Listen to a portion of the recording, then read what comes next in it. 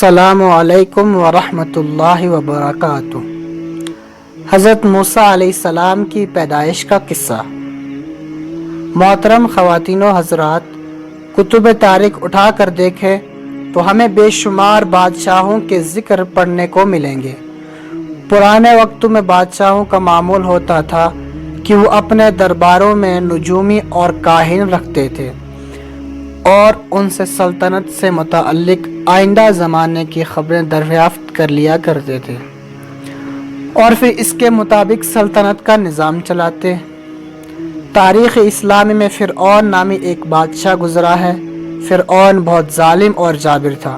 लोगों से अपनी परस्तिश करवाता और कहता कि मुझे सजदा करो, मैं ही तुम्हारा खुदा हूँ। फ़िरऔन के महल में भी ऐसे बहुत से नुजूमी और काहिन पल रहे थे जो उससे उमूर सल्तनत से मुतअल्लिक़ आइंदा की खबरें देकर इनाम व इकराम वसूल कर लिया करते थे और उनकी ज़िंदगी का निज़ाम इसी तरह चल रहा था।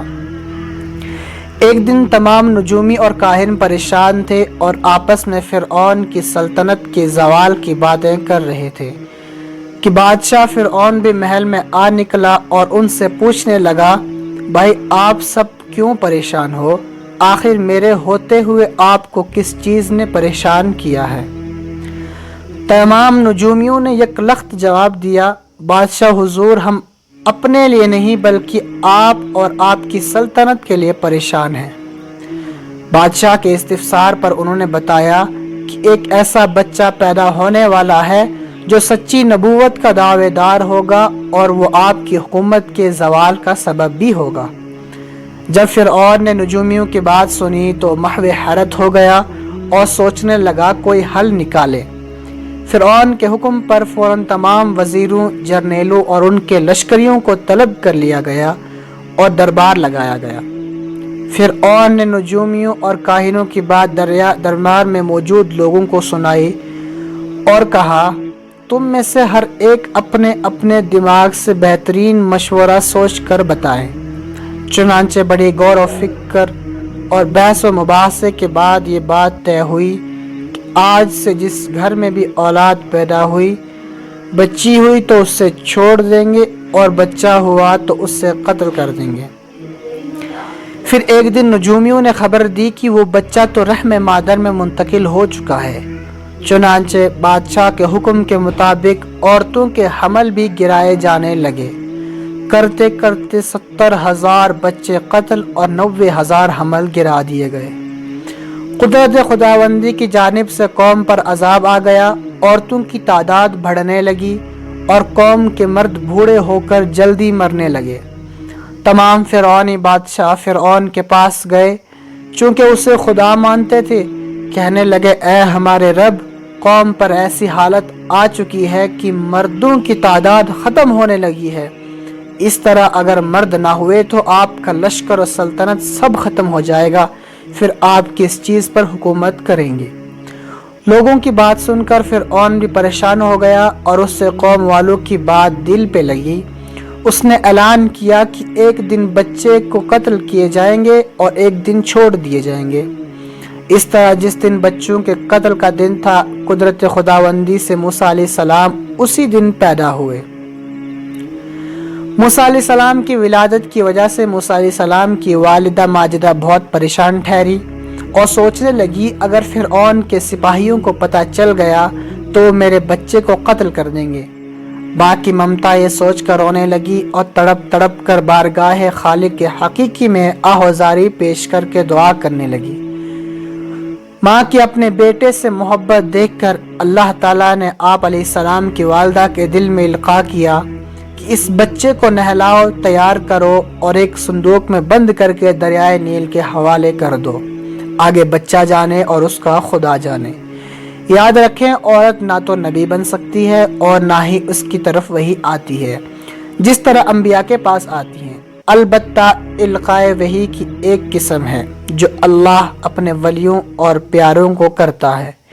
इल्क़ाए खुदावंदी के बाद माँ के दिल का बोझ कम हुआ।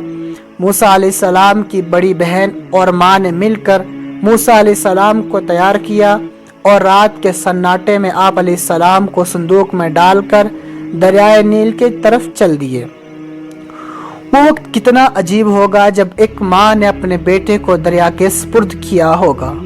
चुनांचे दरियाए नील के किनारे पहुंचकर माँ की ममता एक दफा फिर तड़प उठी और बारगाहे खुदावंदी में सर झुकाकर अर्ज करने लगी, मालिक हकीकी, मेरा बेटा तेरे सुपुर्द। ये कहकर मूसा अलैहिस्सलाम की संदूक को दरियाए नील के सुपुर्द कर दिया। दरियाए नील को भी हुक्म आ चुका था कि अपने बहाव को इस तरह खूबसूरत बना कि हमारे पैगंबर मूसा अलैहिस्सलाम को कोई तकलीफ न हो। संदूक रात भर फरिश्तों की निगरानी में तैरता रहा और सुबह के वक्त फिरऔन के महल के सामने जा पहुंचा। फिरऔन का महल दरियाए नील के किनारे पर था, जहां से वो कुदरती मनाजिर देखकर लुत्फ उठाया करता था। कुदरत इलाही के अमर से फिरऔन और उसकी हसीन बीवी आसिया दोनों दरिया के किनारे बैठे दरिया की रवानगी के मंजर से लुत्फ अंदोज हो रहे थे।